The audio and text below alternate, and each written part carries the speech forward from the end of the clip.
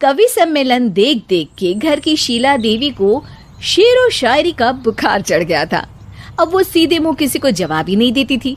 उनके पति और उनका बेटा तो काम करने घर से बाहर चले जाते थे और उनकी शायरी झेलनी पड़ती थी बहू रेणु को। अब सास बोलती नहीं, अर्ज करती थी, संदूक पे रखी संदूक, संदूक में रखे झुमके, बहू झुमके निकाल के दे मेरे, कहाँ लगा रही है ठुमके। माँ जी, झुमके तो आपके निकाल दूंगी मैं, लेकिन आपके दिमाग से ये शायरी का भूत कैसे निकलेगा? छोटे लोग नहीं समझेंगे, शायरी है शौक बड़ा, तू अपने काम से काम रख, मेरे काम में मत टांग अड़ा। शौक अलग बात है, लेकिन हर चीज में अपना शौक डाल देने से जग हसाई हो सकती है सासू माँ। अरे मैं हूँ एक नंबर कलाकार, कोई ऐसी वैसी बला नहीं, तुम घर के कामों में उलझी, समझोगी मेरी कला नहीं।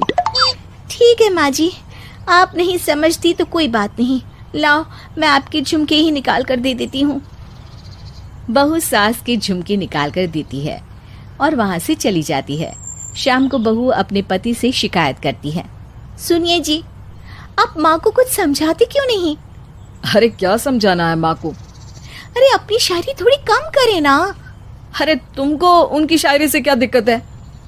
अरे मुझे नहीं, पर पड़ोस में सब लोग हंसते हैं, कहते हैं बुढ़ापे में लोग सठिया जाते हैं, लेकिन शीला जी तो शायर हो गई हैं। अरे लोगों का काम है कहना, लोगों की बातों का क्या टेंशन लेना। अरे वाह, मैंने भी शेर कह दिया, वाह वाह वाह वाह। देख लो, तुमसे किसी ने कहा नहीं और तुम्हारे सामने कोई माँ की बुराई नहीं करता तो तुमको फर्क नहीं पड़ रहा। अरे तुम खामखा की बात का बतंगड़ बना रही हो। चलो चाय बना कर ले आओ मेरे लिए, साथ पियेंगे, कोई ढंग की बातें करेंगे। रेणु चाय बनाने लगती है। पहले वो अपने पति को चाय देती है, फिर सास को और आखिर में अपने ससुर को। लेकिन वो देखती है कि ससुर जी कुछ परेशान से हैं। क्या हुआ ससुर जी, कोई बात हो गई है क्या? अरे तेरी सास बात बात पे शायरी करती है। कल मैंने पूछा कि खाना खाया तो तेरी सास ने क्या जवाब दिया पता है? अरे गलती की और आरोपी ने कोड़े खा लिए फटाफट, खाना तो नहीं पर पकोड़े खा लिए झटाझट। अब बता क्या जवाब दूं इस बात का? वो तो सभी से शायरी में ही बात कर रही हैं, मुझे भी समझ में नहीं आता कि क्या करूं मैं। बेटा उसको उसी की भाषा में जवाब देना पड़ेगा।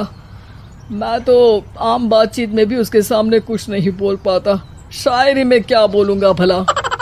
ससुर ने जैसे ही कहा कि उसको उसी की भाषा में जवाब देना पड़ेगा, बहू को ये बात जच गई। अगले ही दिन वो शायरी की कुछ किताबें लेकर आई और शायरी की प्रैक्टिस करने लगी ताकि सास को उन्हीं की भाषा में जवाब दे सके। उसने दिन रात एक कर दिए। एक दिन सब साथ में बैठकर टीवी देख रहे थे, तभी रेणु सबके लिए बिरयानी बनाकर लाती है, लेकिन सास को बिरयानी भाती नहीं। कौवा करता काऊ काऊ, चिड़िया बोलती ची ची, इतना खराब बिरयानी बनाई है कि मुंह से निकले छी छी। बस इसी मौके का तो बहू को इंतजार था, क्योंकि अब बहू सास को उसी की भाषा में जवाब देने के लिए तैयार थी। माँ जी, हमको अपनी ये बेकार शायरी ना सुनाइए, जैसी भी बनी है बिरयानी चुपचाप खाइए। ससुर जी और रेणु के पति ने रेणु का जवाब सुनते ही जोर से ताली बजाई और सास ने जब रेणु का शायराना जवाब सुना तो उनके गले में बिरयानी अटक गई। बहू ने एक और शायरी का तीर छोड़ा।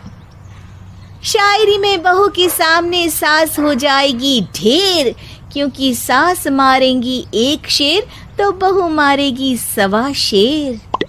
सास को छोड़ के सब वाह वाह करने लगते हैं। आज पहली बार सास को नहले पे दहला मिला था और रेणु ने सास का मुंह चुप करा दिया था। अगले दिन रेणु का पति उससे कहता है, अरे वाह, तुमने तो माँ की बोलती बंद कर दी, मजा आ गया। अब मेरे लिए कुछ बना दो, खाकर मैं काम पर चला जाऊं। शायरी ही है मेरा जीवन, वही करूँगी जी भर के।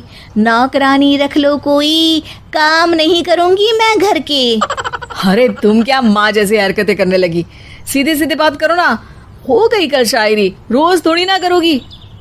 शीशी भरी गुलाब की पत्थर पे फोड़ दो, जो मुझे शायरी से रोके उसके कान मरोड़ दो।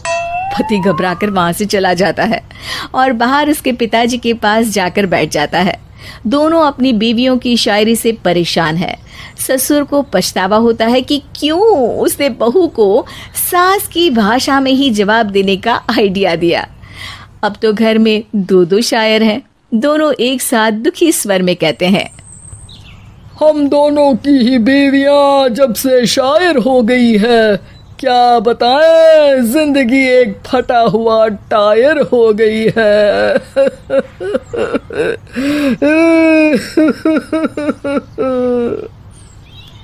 हम दोनों की ही बीवियां जब से शायर हो गई है, क्या बताए जिंदगी एक फटा हुआ टायर हो गई है।